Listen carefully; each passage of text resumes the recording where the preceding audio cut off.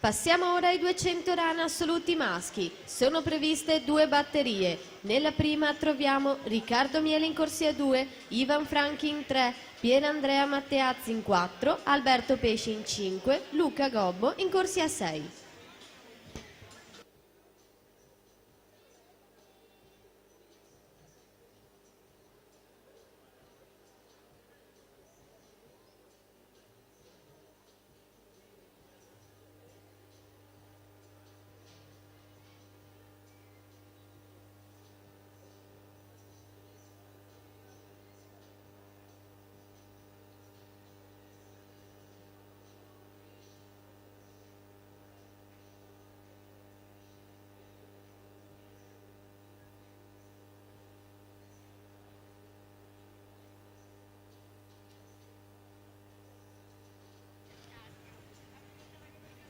Seconda e ultima batteria della rana al femminile, in corsia 4 la Schiavinato, alla 5 la Pegorin, rispettivamente con il primo e il terzo tempo di iscrizione. Schiavinato 1.16.70, un solo centesimo Giulia Pegorin 1.16.71.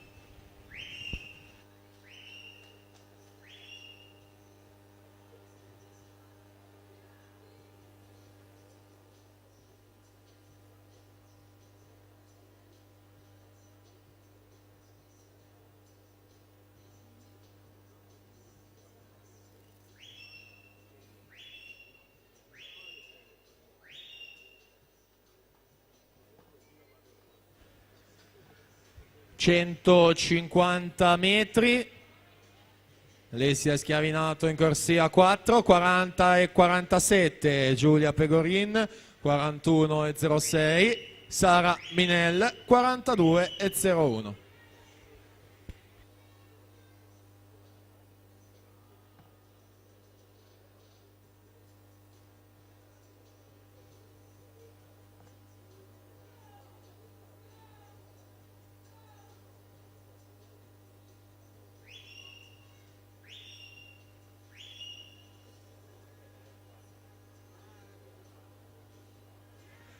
...2.38.85 Bricitta Boifava nella batteria precedente, vai in archivio questa seconda.